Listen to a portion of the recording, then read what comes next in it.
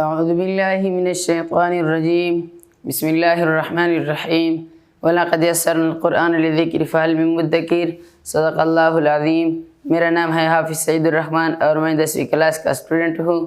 آج ہمارا ٹاپک ہے فعل ماضی کے ابواب۔ ہم نے فعل ماضی معروف میں پڑھی تھی کہ فعل ماضی معروف کی 3 اوزان ہیں، فعل، فعل، فعل، یعنی فعل ماضی معروف ان 3 اوزانوں پر آتی ہیں جو کہ لکھا ہوا ہے۔ اب ہم جب فعل کو دیکھتے ہیں تو فعل کے وزن پر 3 ابواب آتی ہیں، فتح، ضرب، نصر۔ لیکن اگر ہم اس کو قرآن شریف میں کھولیں تو اس کو ہم کیسے پہچانیں گے؟ اس کو ہم اس طرح پہچانیں گے کہ فتح سے یفتح، ضرب سے یضرب اور نصر سے ینصر۔ تو ہم کہہ سکتے ہیں کہ فعل ان 3 اوزان پر آتی ہیں، یفعل، یفعل، یفعل، اس لیے کہ قرآن شریف نے یہ کہا کہ فتح کا وزن یفتح آتا ہے اور ضرب کا یضرب اور نصر کا ینصر آتی ہیں۔ تو ایک قاعدہ بن گیا، ایک وزن بن گیا کہ فعل کے مضارع جو ہیں وہ 3 اوزان پر آتی ہیں، یفعل، یفعل، یفعل۔ اب تو کوئی شخص نہیں بھی کہہ سکتا ہے کہ فعل کے 3 اوزان آتی ہیں اگر وہ قرآن شریف کی طرف نہ لوٹے، مگر اگر وہ قرآن شریف کی طرف لوٹے تو قرآن شریف کہتا ہے کہ یہ 3 اوزان ہیں۔ اس لیے ہم کہہ سکتے ہیں کہ پہلے قرآن شریف نازل ہوا اور بعد میں عربی قواعد اور گرامر بنی۔ اب یہ 3 باب ہو گیا۔ ہم آتے ہیں فاعلہ۔ دوسرا وزن جو ہے فعل ماضی معروف کا وہ ہے فاعلہ۔ فاعلہ کے وزن کو جب ہم دیکھتے ہیں تو اس کے وزن پر 2 اوزان آتی ہیں، سمع اور حسبہ۔ یہ دونوں ہی فاعلہ کی طرح ہیں، لیکن جب ہم اس کو قرآن شریف میں کھولتے ہیں تو اس کے مضارع ہمیں یسمع اور یحسب ملتی ہیں۔ تو ہم کہہ سکتے ہیں کہ فاعلہ کے مضارع 2 وزن پر آتے ہیں، یفعل اور یفعل۔ اگر کوئی شخص قرآن شریف کی طرف نہ لوٹے تو وہ نہیں کہہ سکتا ہے، سوائے رٹ رکھے۔ اگر وہ رٹ لگا دے تو کہہ سکتا ہے کہ فعل کے مضارع میں 2 اوزان آتی ہیں، یفعل اور یفعل۔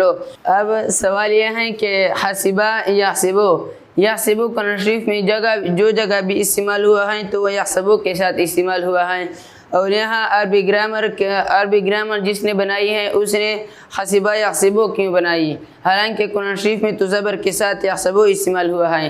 اس کا جواب یہ ہے کہ حسبہ کا معنی ہے اس نے گمان کیا، یہ تو فعل لازم ہے، اور اس لیے کہ ان 2 فعل لازم کا وزن ایک جیسا ہو جائے، اس لیے اس نے عربی قواعد والوں نے حسبہ یحسب بن گیا۔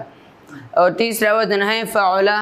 فعلہ کا وزن ایک ہی آتا ہے، صرف کرما، اس کا مضارع بھی یکرم آتا ہے، اس کا ایک وزن ہمیں ملتا ہے، یفعل۔ اب ہم آتے ہیں جب کوئی شخص ایسا شخص ہو جس نے کبھی بھی قرآن شریف نہیں پڑھا ہو، تو اس کے لیے جب وہ کوئی گردان پڑھتا ہے تو اس کو ڈکشنری میں جانا پڑتا ہے، اور جب وہ ڈکشنری کھولتا ہے تو ڈکشنری میں صرف علامات موجود ہوتے ہیں۔ اس لیے ہم یہ کہہ سکتے ہیں کہ فتح جو فا استعمال ہوتا ہے وہ فتح کے لیے استعمال ہوتا ہے، اور فتح ماضی اور مضارع دونوں میں عین کلمہ مفتوح یعنی عین کلمہ پر زبر آتی ہیں۔ دوسرا ضربہ ہے، ضربہ کے لیے ضاد استعمال ہوتا ہے اور اس کا مضارع کا عین کلمہ مکسور ہوتی ہیں، یعنی را کے نیچے کسرہ ہوتی ہیں۔ نمبر 3 نصرہ۔ نصرہ کا جو مضارع ہے وہ اس کا عین کلمہ ہمیشہ مضموم ہوتی ہے، صاد کلمہ ینصرو۔ سمعہ، اس کا جو مضارع ہے وہ یسمعو آتے ہیں، اور یسمعو کا عین کلمہ جو میم ہے وہ ہمیشہ مفتوح ہوتا ہے۔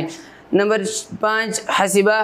حسبہ جو ہے وہ اس کا عین کلمہ مضارع میں مکسور آتی ہیں، یحسب، اس لیے اس کا علامت کسرہ ہے۔ نمبر 6 کرما، اس کا عین کلمہ ہمیشہ مضارع میں مضموم ہوتا ہے، اس لیے اس کا علامت ضمہ ہے۔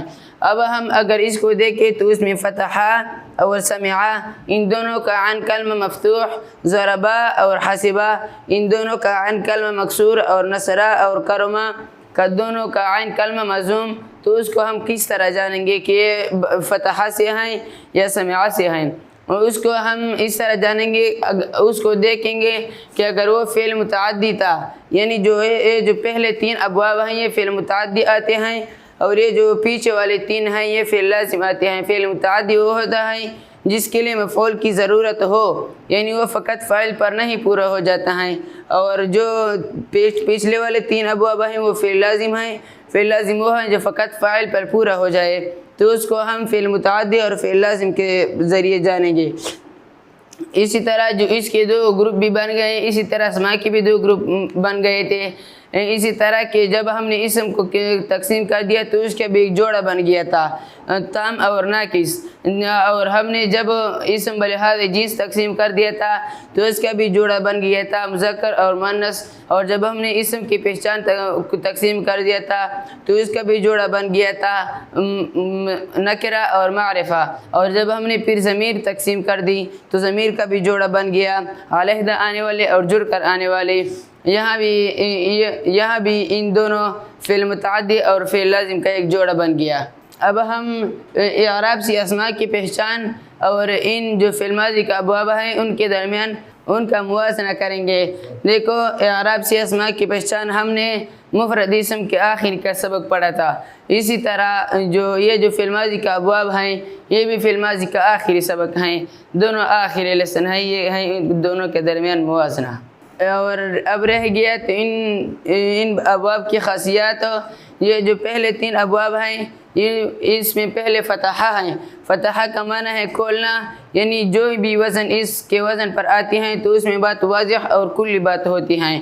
نمبر 2 ضربہ۔ ضربہ کا معنی ہے مارنا، یعنی اس میں کوئی تکلیف ہوتی ہے، اور جب بھی کوئی وزن ضربہ کے وزن پر آتی ہیں تو اس میں ہمیشہ تکلیف پائی جاتی ہیں۔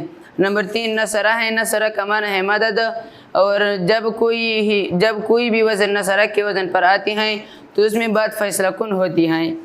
اعراب کے اسماء سے پہچان ہم نے اعراب کو 2 اقسام میں تقسیم کر دیا تھا، ایک معرب اور دوسرا مبنی۔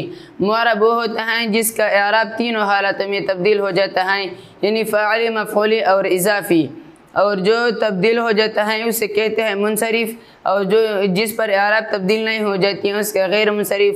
منصرف وہ ہیں جس پر کسرہ اور تنوین آتی ہیں، یعنی اس کا اعراب تینوں حالتوں میں بدل جاتا ہے۔ اور غیر منصرف وہ ہیں جس کا اعراب تینوں حالتوں میں نہیں بدل جاتا ہے، یعنی اس پر کسرہ اور تنوین نہیں آ سکتے ہیں۔ اور دوسرا مبنی۔ مبنی وہ ہیں جس کا اعراب تینوں حالتوں میں ایک جیسا ہے، جیسا کہ ضمائر، یہ اگر فاعلی حالت میں ہے تو یہ بھی پھر ہم ہوگا، اگر مفعولی حالت تو پھر بھی ہم ہوگا، اور اگر اضافی حالت تو پھر بھی ہم ہوگا۔ اب ہمارا جو سبق کا ٹاپک تھا وہ فعل ماضی کے ابواب تھے۔ اب ہمارا جو لیسن پڑھیں گے وہ فعل ماضی کے ابواب سے رہنمائی لیں گے۔